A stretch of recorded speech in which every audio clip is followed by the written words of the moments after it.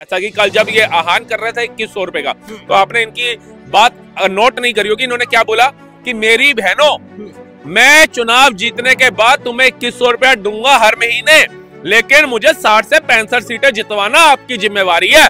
जो इनके कार्यकर्ता, जो इनके प्रवक्ता कह रहे हैं हम 70 में से 70 लाएंगे, अरविंद केजरीवाल ने काम किया है, अरविंद केजरीवाल को काम के नाम पे वोट मिलेगा। वो अरविंद केजरीवाल खुद बयान दे रहा है कि मुझे 60 से 65 सीटें देना, क्योंकि मैं तुम्हें 2100 रुपए तभी दे पाऊंगा। बस मार्शल की बात करें, आरोप तो ये लगा है कि एलजी साहब ने उनके फाइल रोक रखी है, उनकी सैलरी नहीं दे रही है। तो ये एलजी साहब ने विधायकों की सैलरी की फाइल क्यों नहीं रोकी? एलजी साहब ने शीश महल की फाइल क्यों नहीं रोकी? एलजी साहब ने जो स्कूलों में बेंचों के घोटाले हुए उसकी फाइल क्यों नहीं रोकी? एलजी साहब ने जो नई डीटीसी की बस से ये नहीं ला पा रहे थे उसके लिए फाइल क्यों नहीं रोकी? एलजी साहब ने यमुना की सफाई की फाइल नहीं रोकी? आप एक बात आइए, अरविंद केजरीवाल अपने लड़के को शराब क्यों नहीं बिठाता पिला करके? कभी देखा आपने? सिसोदिया जी अपने बच्चों को पिलाते थे, लेकिन दिल्ली की जनता को बता रहे हैं, बेटा तेरा बाप तेरे को अगर 200 रुपए खर्ची दे रहा है तो तू पौवा तक सीमेंट मत रहा है, पौवा के साथ पौवा भी, तभी तो तू बढ़ेगा। जो अवध ओझा जिसको जो IAS IPS की तैयारी कराते थे, मेरे को तो लगता है कि वो IAS IPS की तैयारी करने वाले छात्र अवध ओझा के लिए क्या सोचेंगे कि एक को भ्रष्टाचारी बता रहा था, लेकिन सत्ता का लालच, कुर्सी का लालच ऐसा हुआ कि हमारा गुरु भी धोखा देके भ्रष्टाचारी के साथ मिल गया। इसका मतलब पैसा ही सब कुछ है। कहते हैं पैसा भगवान नहीं है, लेकिन भगवान से कम भी नहीं है। अच्छा, और एक चीज बताइए, जब चुनाव को लग रहा है कि सिर्फ मात्र 2 से 2.5 महीने रह गए हैं, फरवरी में, फरवरी एंड में चुनाव होंगे दिल्ली के अंदर, तब आपको याद आ रहा है कि आप दिल्ली के अंदर सारे काम कर सकते हैं। अब एलजी के ऊपर ठीकरा नहीं फोड़ रहे आप। महिला सुरक्षा की बात करने वाले स्वाति मालीवाल को अपने शीश महल में पिटवा देते हैं, मुख्यमंत्री आवास में पिटवा देते हैं अपने PA के द्वारा। ऐसी महिलाएं की सुरक्षा का हम इनसे क्या सोच सकते हैं कि भैया दिल्ली की और महिलाओं को ये सुरक्षित रख सकते हैं? महिला सम्मान में तो दे रहे हैं ना, वो आज तो ऐलान किया ना उन्होंने, 1000 रुपया दे रहे हैं, अभी फिर 2100 रुपया देंगे। महिलाओं के लिए बस भी फ्री रहेगी। वो जो 6 रेवड़ियों की उन्होंने जो बात की, वो तमाम तो महिलाओं के सम्मान में ही है। वो महिलाओं का सम्मान नहीं हो रहा, वो अपनी सीट का सम्मान हो रहा है। सर आप इसकी गहराई में जाइए। अच्छा, उनको पता है कि हरियाणा में जो जनता ने उनको सबक सिखाया, जबकि हिसार का बेटा कह रहे थे वो अपने आप को, तो उस हिसार ने भी केजरीवाल को नहीं चुना। कितनी बड़ी दुर्भाग्यपूर्ण बात है कि हरियाणा का बेटा कहने वाले, हरियाणा का छोरा कहने वालों को हरियाणा वालों ने धत्कार दिया। दिल्ली में सर्दी ने दस्तक दे दी है, लेकिन कहा जाता है कि दिल्ली में सर्दी तब तक नहीं मानी जाती है जब तक अरविंद केजरीवाल मफलर न बांध ले। ये एक राजनीतिक तंज है, इसको चैनल से न जोड़ा जाए। दूसरा पहलू, आज जो है दिल्ली विधानसभा चुनावों का ऐलान बहुत जल्द होने वाला है। जहां दिल्ली में सर्दियों का पारा गिरता नजर आ रहा है, वहीं राजनीतिक सियासी पार्टी जो है लगातार बढ़ती हुई नजर आ रही है। दिल्ली में जहां अरविंद केजरीवाल एक तरफ जो है महिलाओं को लेकर जो है कहीं न कहीं वोट साधने की कोशिश में लगे हुए हैं, वैसे ही तमाम पार्टियां जो है नए नए वायदे जनता से कर रहे हैं। अरविंद केजरीवाल ने साफ तौर पे कह दिया है कि यदि मैं चुनाव जीतता हूं तो महिलाओं के खाते में 2100 रुपया जाएंगे। फिलहाल महिलाओं को वो 1000 रुपया उनके खाते में दे रहे हैं। इस मुद्दे पे बात करने के लिए राजनीतिक विशेषज्ञ और राजनीति पे तमाम प्रखरता से अपने बातों को रखने वाले राहुल हमारे साथ हैं। राहुल से जानेंगे। राहुल जी, अरविंद केजरीवाल ने कह दिया है कि 1000 रुपया तो भी दे रहे हैं, लेकिन चुनाव के बाद जो है 2100 रुपया महिलाओं को देंगे, कैसे देखते हैं इस चीज को? देखिए, वो 2100 रुपए वैसे ही महिलाओं को मिलेंगे जैसे 8500 टकाटक मिल रहे थे। हाँ। और एक बात बताइए, 11 साल हो गए, 11वां साल आपको चल रहा है राजनीति के अंदर, जब से आपने दिल्ली की सत्ता संभाली है। मतलब 11 साल बाद आपको याद आ रहा है कि मैंने महिलाओं को 2100 रुपए देने हैं, और ऑटो वालों को 5 लाख का बीमा देना है, उनकी बेटी की शादी के लिए पैसा देना है, और उनको 2500 रुपए ड्रेस का देना है। ये आपको अब याद आ रहा है इतने साल बाद? मतलब इतने टाइम से आप सो रहे थे। और एक चीज बताइए, जब चुनाव को लग रहा है कि सिर्फ मात्र 2 से 2.5 महीने रह गए हैं, फरवरी में, फरवरी एंड में चुनाव होंगे दिल्ली के अंदर, तब आपको याद आ रहा है कि आप दिल्ली के अंदर सारे काम कर सकते हैं। अब एलजी के ऊपर ठीकरा नहीं फोड़ रहे आप, क्योंकि 4.5 सालों से, जब से आप दोबारा से CM बन के आए, 4.5 सालों से सुन रहे हैं एलजी काम नहीं करने देता। लेकिन एलजी साहब आपको विधायकों की सैलरी डबल करने देते हैं, आपको मंत्रियों की सैलरी डबल करने देते हैं, आपको विज्ञापन मंत्री बनने पे मजबूर कर देते हैं, आपको शीश महल बनाने देते हैं, लेकिन बरसाती नालियां ठीक नहीं करने देते, जल बोर्ड के नाले ठीक नहीं करने देते, PWD के नाले ठीक नहीं करते। मतलब मूर्ख बनाने की एक हद होती है। आपने वो हदें सारी लांग दी है, उसका जीता जाता एक सबूत उदाहरण है। सबूत क्या उदाहरण है? कि इन्होंने एक चीज बड़ी बोली थी कि शिक्षा क्रांति के मसीहा, शिक्षा के जन नायक सिसोदिया, मनीष सिसोदिया। आज ऐसा क्या हुआ कि मनीष सिसोदिया को पटपरगंज सीट से भगोड़ा साबित कर करके आपने जंगपुरा भेज दिया। जनता ये भी जानना चाह रही है, जब शिक्षा की क्रांति में वो लहर लेकर के आए हैं, तो ऐसा क्या हुआ कि लास्ट टाइम उनको सिर्फ 3000 वोटों से जीत मिली थी। आज कहीं ना कहीं केजरीवाल जी को ये लग रहा है, महसूस हो रहा है, सिसोदिया जी को भी, कि हमने कोई काम नहीं किया है 10 सालों के अंदर। जहां में उस समय 3000 वोट मिले थे, शायद इस बार 3 वोट भी मिल जाए, तो परिवार के भी मिल जाए तो बहुत बड़ी बात होगी। अच्छा। तो इसीलिए इन्होंने जंगपुरा की सीट चुनी।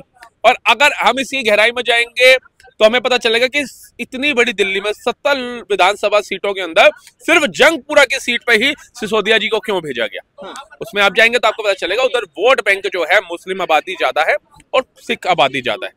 सिखों के लिए तो आपने देखा होगा कि हमारे किसान भाई दोबारा से कूच कर रहे हैं, सिंधु बॉर्डर पहुंच चुके हैं, क्योंकि पंजाब में सरकार उनकी है, उन्होंने बोल दिया। अब हमारे सिख भाई जो है उनका हृदय सॉफ्ट है, उनका माइंड डाइवर्ट करने के लिए उन्हें बताएंगे कि देखो किसान परेशान है तो भाजपा को वोट मत देना।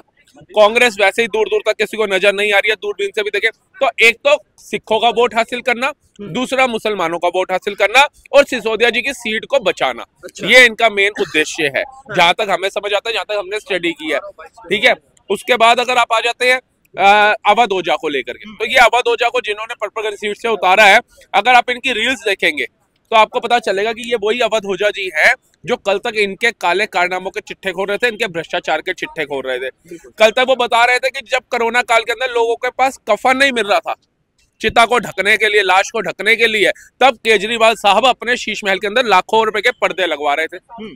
जब लोगों को ऑक्सीजन के सिलेंडर नहीं मिल रहे थे, तब लाखों करोड़ों रुपए के एयर प्यूरिफायर शीश महल के अंदर लगाए जा रहे थे केजरीवाल जी द्वारा। ये सब अवध ओझा जी बयान करते थे। लेकिन आज ऐसा क्या होता है कि IAS IPS को पढ़ाने वाला एक शिक्षक, एक गुरु ऐसे भ्रष्टाचार के साथ भ्रष्टाचारी नेता के घर में जाकर के बैठ जाता है गले मिल करके, और जब एक रिपोर्टर उससे रिपोर्टिंग करने जाता है, वो कुछ ऐसे सवाल पूछता है तो उसे रोक दिया जाता है पीछे से आकर के, भाई आप ये सवाल नहीं पूछिए, आप वो पूछिए जो हमने आपको बता रखे हैं, जो हमारे नेता को आगे ले जाएंगे, वो सवाल आप पूछिए। आप कैसे इनसे वो सवाल पूछ रहे हैं जो जनता के हित के नहीं है। उसके बाद आवाज ओझा से पूछा जाता है कि मैंने तो आपसे पूछ लिया था, मैं आपसे ये सेटिंग हो गई थी हमारी कि ये सवाल आपसे पूछूंगा। कहता है ये निर्णय पार्टी करेगी, मैं नहीं करूंगा। तो इसी से पता चलता है जनता अगर ये सारी चीजें देख रही है, शीश महल किसी जनता से छुपा नहीं, घंटे भर की बारिश से 3 छात्रों की मौत हो गई डूबने से, ये भी किसी से छुपा नहीं।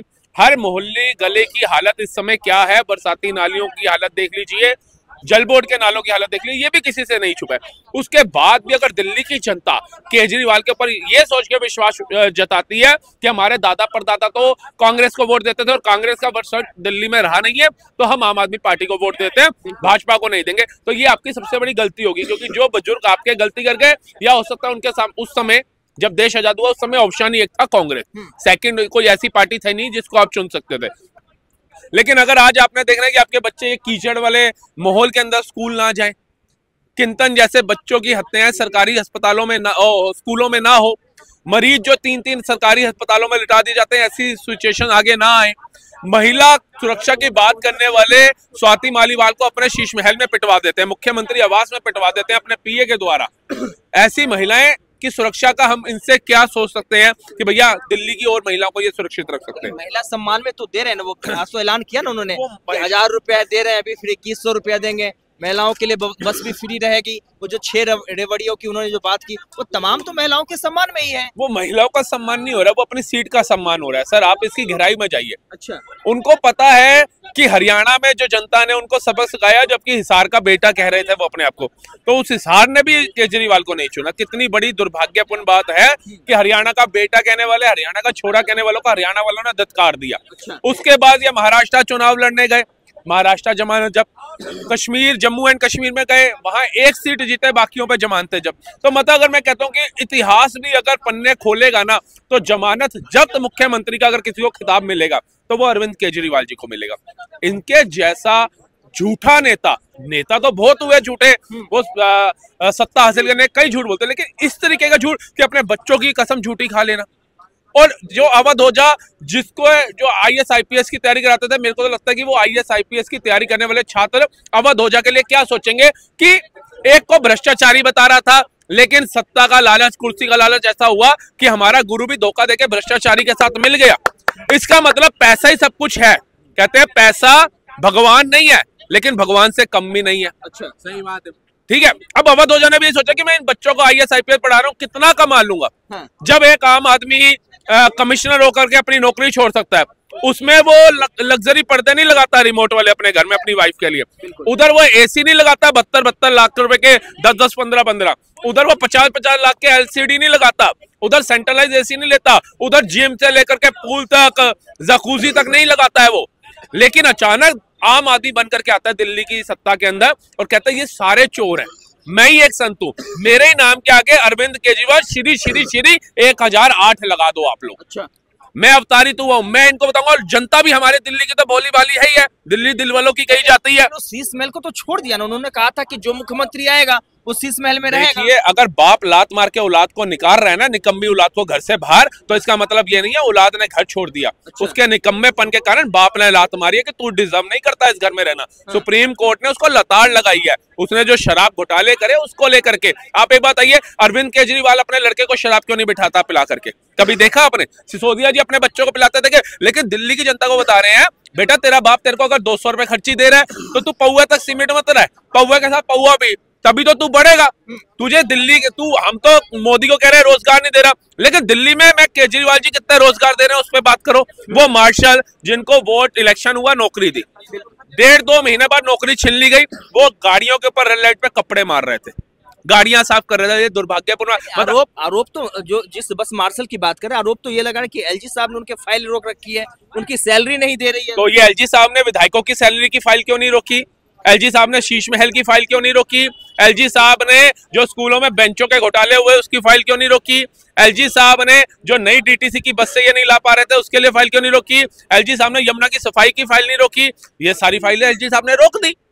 आपने कुछ नहीं किया 10 सालों में, ये आप खुद भी स्वीकार कर चुके हैं। अगर आप इनके बयान सुनेंगे, इनके नेताओं के बयान सुनेंगे, इनके प्रवक्ताओं के बयान सुनेंगे, तो उसमें ये क्या बातें कहते हैं कि अगर मोदी सरकार आती है, अगर भाजपा की सरकार दिल्ली में आती है, तो वो फ्री बिजली बंद कर देगी, फ्री डीटीसी यात्रा बंद कर देगी, फ्री पानी बंद कर देगी। इन्होंने एक बार भी ऐसा कहते किसी जनता ने सुना कि भाई हम एक फ्लाईओवर बना रहे थे उसको रोक देगी भाजपा आ गई तो? हम यमुना की सफाई 10 किलोमीटर तक कर चुके हैं और नहीं करने देगी भाजपा आई तो? हम अस्पतालों के अंदर बेड से बेड बढ़ाते जा रहे हैं, दवाइयां और अच्छी जो महंगी से महंगी है वो फ्री कराते जा रहे हैं, अगर भाजपा आई तो उसको रोक देगी।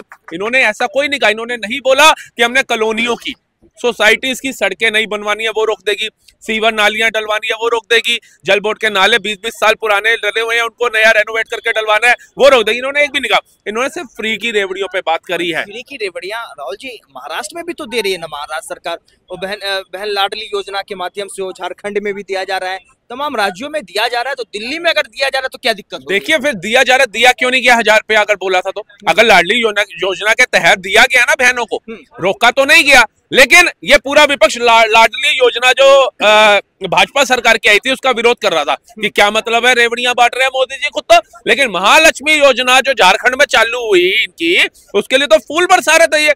मतलब महालक्ष्मी योजना तो बहुत अच्छी है, उसमें आपने लक्ष्मी जी का नाम यूज कर लिया, लेकिन यहाँ पे लाडली योजना पे आप प्रशंसा हो रहा था। अब केजरीवाल जी ने ये 1000 रुपए क्यों नहीं दिए? अब बताइए, एलजी साहब तो अभी भी है दिल्ली के अंदर, एलजी केंद्र शासित राज्य है, ऐसा तो है नहीं केंद्र शासित राज्य था। आज आप कह रहे हो मैं 1000 रुपए अकाउंट में डाल रहा हूँ, ये पिछले 4.5 सालों में 9.5 सालों में आपने क्यों नहीं डाले महिलाओं के खाते में? आप इसका जवाब दीजिए। आज ऐसा अचानक क्या हो गया कि आपको याद आ गया नहीं अब तो एलजीबी की नहीं सुननी, अब तो मोदी की नहीं सुननी, किसी की नहीं, मैं 1000 रुपए बहनों के खाते में डालूंगा। इसका मतलब कहीं ना कहीं इनको लग रहा है कि मैं दिल्ली की सत्ता से बाहर हो रहा हूं। जैसा कि कल जब ये आह्वान कर रहे थे 2100 रुपए का, तो आपने इनकी बात नोट नहीं करी होगी, इन्होंने क्या बोला कि मेरी बहनों, मैं चुनाव जीतने के बाद तुम्हें 2100 रुपया दूंगा हर महीने, लेकिन मुझे 60 से 65 सीटें जितवाना आपकी जिम्मेवारी है। जो इनके कार्यकर्ता, जो इनके प्रवक्ता कह रहे हैं हम 70 में से 70 लाएंगे, अरविंद केजरीवाल ने काम किया है, अरविंद केजरीवाल को काम के नाम पे वोट मिलेगा। वो अरविंद केजरीवाल खुद बयान दे रहा है कि मुझे 60 से 65 सीटें देना, क्योंकि मैं तुम्हें 2100 रुपए तभी दे पाऊंगा। जैसे कांग्रेस कह रही थी कि अगर मैं प्रधानमंत्री बना तो मैं तुम्हें 8500 टका दूंगा। वो प्रधानमंत्री नहीं बने, लेकिन उनके सांसद बन गए, क्योंकि इन्होंने स्पष्टीकरण नहीं किया था लोगों को। उन्हें लगा इनका सांसद भी बन गया तो हमें पैसा मिलेगा, लेकिन उनको क्या पड़े, डंडे मिले। ऐसा ही केजरीवाल जी भी करेंगे, ये भूल जाएंगे और पूरा टीकरा फोड़ देंगे एलजी साहब के ऊपर। ऑटो वाले के लिए तमाम वायदे किए गए हैं, ऑटो वाले को जो है 1 लाख रुपया दिया जाएगा बेटी की शादी के तौर पे, बच्चे अगर अच्छे इंस्टीट्यूशन में पढ़ना चाहते हैं तो उसके लिए भी केजरीवाल दिया जाएगा। तो कोई भी पार्टी ऑटो वाले के लिए नहीं सोचता, लेकिन एक पार्टी है आम आदमी पार्टी, वो ऑटो वाले के लिए सोच रही है। सर जी, ऑटो का रेट 8 से 9 लाख रुपए हो रखा है। अच्छा। गलती से पकड़ा जाए 10,000 से कम का उसका चालान नहीं है, और अगर उसकी औकात नहीं है ऑटो खरीदने की, वो किराए पे लेकर के आता है तो 900 से 1000 रुपए दिहाड़ी या देने के लिए वो कहां से दे रहा है? 10 सालों में केजरीवाल जी ने क्यों नहीं सोचा? लाए तो फर्स्ट टाइम ऑटो वाले ही थे ना। आज ऑटो वाले की बेटी को 1 लाख रुपया देने की बात कर रहे हैं शादी के लिए, उसको 5 लाख रुपए का बीमा देने की बात कर रहे हैं, उसको वर्दी के 2,500 रुपए देने की बात कर रहे हैं। 11 सालों से सो रहे थे केजरीवाल जी, पूछिए आज ये ऑटो वाले घर में जाकर के खाना खा करके आ रहे हैं। 11 सालों में कौन से गरीब ऑटो वाले की बेटी की इन्होंने शादी करी है? मुझे एक का उदाहरण दो। कौन सा गरीब ऑटो वाला जो अपने बच्चे को पढ़ाना चाहता था स्कॉलरशिप के लिए इन्होंने पैसा दिया हो? एक का उदाहरण दो। किस ऑटो वाला जो बेचारा झुग्गी में रह रहा होगा, उसकी झुग्गी पक्की कराई होगी या उसको रहने के लिए घर आवंटित किया होगा? मुझे एक का उदाहरण दो। एक का नहीं होगा।